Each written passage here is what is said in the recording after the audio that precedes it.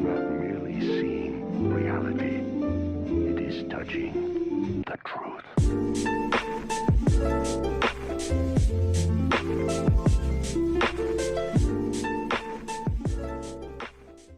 What's going on, everyone? Welcome back to Chronic Gamer. My name is Matt, and this is my final thoughts and redirect for Cowboy Bebop, episodes 6 through 10.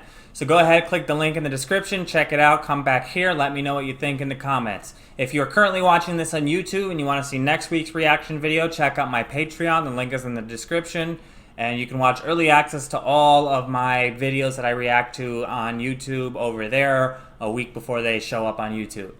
Okay, so what I've noticed so far with this series, and I talked about this a little bit at the end of the reaction video, is these episodes seem to be like more focused on showing the day-to-day lives of the characters so far. We've had 2 episodes that show some honest backstory of the characters, but mostly we just get to see how they live and how they deal with the goings-on of being on the Bebop and being bounty hunters. But I'm guessing that that's just so that we get to know everybody and how everything goes, and that the greater story, if there even is one, shows up soon. I'm not entirely sure if it's just going to be like this or if it's going to have a deeper story to it, but I'm guessing it will, because if it didn't, I doubt it would be as popular in anime as it is. But yeah, so we got to see a lot of cool stuff. We saw a lot more botched bounties. In this reaction, they caught 2 people, it seems, but it was basically done off camera. We didn't get to know much about it, and they were low-level thugs that weren't really worth showing. But the higher level guys that they were going after, they never seemed to catch, except for here at the end in the last episode, episode 10, but I'll get to that in a second. Yeah, we had some very, very interesting episodes. I like the episode with the Venus spores and that girl and her brother.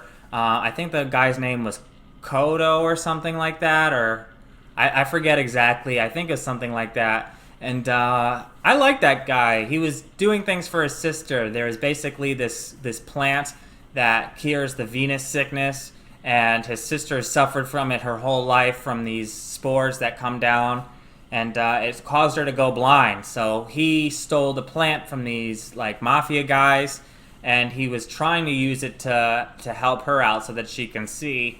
And she really looked up to her brother because of all that, and I really liked that whole interaction there.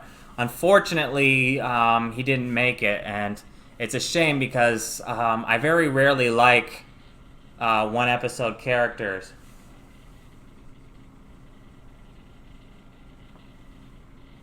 Sorry about that. My PC sounded like it was just making a weird noise. I think it's just because it's processing the actual reaction video.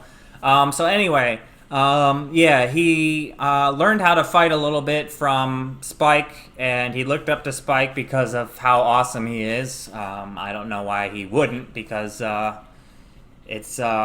Spike is certainly an awesome character, able to fight without even really trying. But yeah, he looked up to him and he learned a little bit, but unfortunately he met his end. But the good thing is, they were able to get money to his sister, and she was able to get the operation she needed to get her eyesight back. But unfortunately, she's not going to ever see her brother, so that's a little sad ending there. But overall, I really liked that episode. We also had the Heavy Metal Queen episode, and sorry if I'm saying these out of order. I'm trying to remember. They were self-contained episodes, so I'm not remembering the exact order right now, because I did have to run out during the reaction, as you probably know if you watched it already. The Heavy Metal Queen episode was pretty cool. She was like a trucker, and her husband used to be a bounty hunter back in the day, and I guess Spike knew about her, and she was caught up in this trap with the, what's that guy's name? I'm forgetting the guy's name, but he had like these explosives, and they were out on this like asteroid thing, and she almost didn't get away, but she did. But the episode I like the most out of these episodes here, and the one I'm going to talk about the most, is the last episode, episode 10. We got to see some decent backstory with Jett. We still don't know a lot. It seems to be little teasers, these backstory episodes, but I guess he had this girlfriend, what's her name? Annalise or something, I think it was. Annalisa? I don't remember. Something like that, I think. But he used to be a cop on Ganymede, which I didn't know, and she was his girlfriend, but I guess he was a little overprotective and didn't let her live her own life, so eventually she left him, and it caused Jett to rethink how he lives his life, and he ended up leaving the force and going to become a bounty hunter eventually, and he's held on to the watch that she left him, or the clock, or whatever the heck, that stopwatch, whatever it was. He held on to it for all those years, and yeah, so when he got back to Ganymede, they were looking for the bounty, and it turns out that it was her new boyfriend.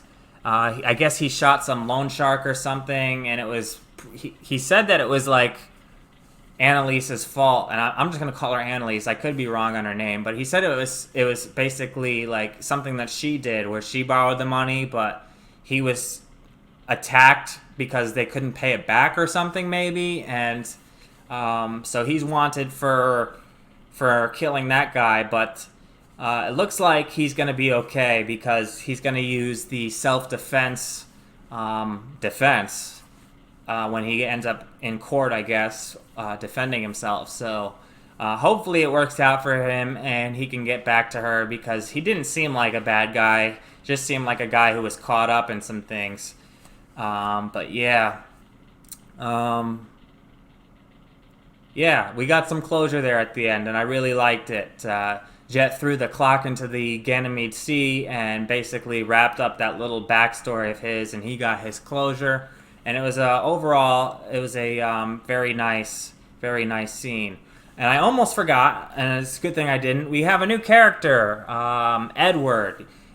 Edward is a female character. I thought it might have been a male because of the name, but she sounded like a girl, and she's definitely a girl, I think, because Faye said she was a girl. And she's like a little badass hacker girl. She was able to like take control over pretty much any sort of computer system that comes around, and yeah, she was caught up in this thing where this AI spy satellite was controlling these military satellites to carve these pictures into the Earth's surface. But it turns out that the satellite was kind of just lonely. So I'm very curious to see how that comes into play later on. Because I think they downloaded a version of that satellite or that AI, and they have it on board with them now.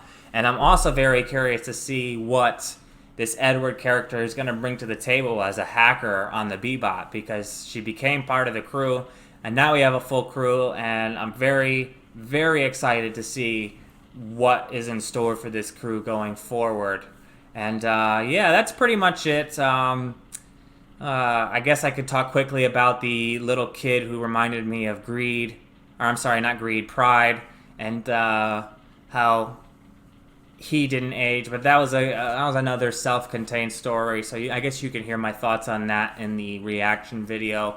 But yeah, that's pretty much it for these episodes. I'm really enjoying this series so far, and I can't wait to see what happens next. Let me know what you think in the comments section, and if you haven't already, like and subscribe. And until next time, I'm Chronic Gamer. Peace.